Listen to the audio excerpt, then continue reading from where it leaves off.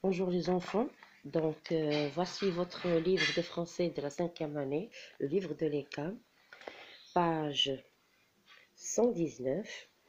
Je vous invite à suivre avec moi le poème qui est très spécial. Regardez, une fleur, le titre c'est une fleur, regardez, une fleur, donc je vais commencer d'ici. Une fleur voulait atteindre le soleil, elle se haussait sur sa tige au détriment de sa corolle, de ses feuilles et de son teint. J'irai dans le soleil, se répétait la fleur, jusqu'au jour où le vent lui fit perdre la tête. On suit mot par mot.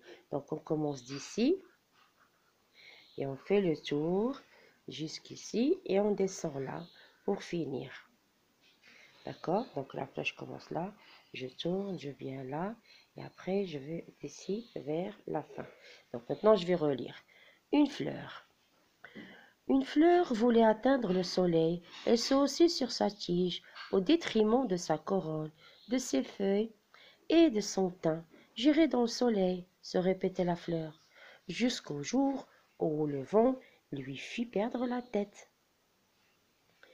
Alors, Madeleine Le Floch. Donc, je vous invite à lire, de faire de la même façon que moi et d'écrire ensuite, d'écrire ici Madeleine Le Floch, c'est-à-dire le poète qui a écrit ce poème. Donc, je répète une dernière fois la lecture. Une fleur. Une fleur voulait atteindre le soleil. Elle se haussait sur sa tige au détriment de sa corolle, de ses feuilles et de son teint. J'irai dans le soleil, se répétait la fleur, jusqu'au jour où le vent lui fit perdre la tête. C'est-à-dire que la fleur s'allongeait, elle cherchait le soleil pour s'ouvrir. Vous savez que les fleurs s'ouvrent le matin.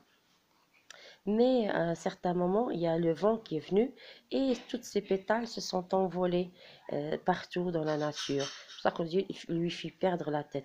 En fait, elle ne va pas perdre la tête, mais ce sont ces pétales qui s'envolent dans le vent. C'est une façon de parler. Donc, c'est un poème très joliment écrit sous forme de fleurs. Je vous invite à faire de la même façon.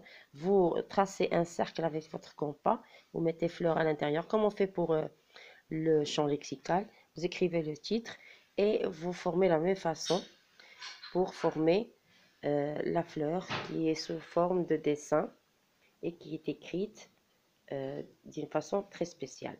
Et sur le côté, dans la page blanche, je vous invite à faire de jolis dessins de fleurs, toutes les fleurs que vous connaissez, les coquelicots, les marguerites, etc. Faites une petite recherche de fleurs, essayez de les reproduire par le dessin dans les pages blanches. Allez, au revoir. Bien sûr, je vous invite à l'apprendre aussi. Il n'y a pas grand-chose à apprendre.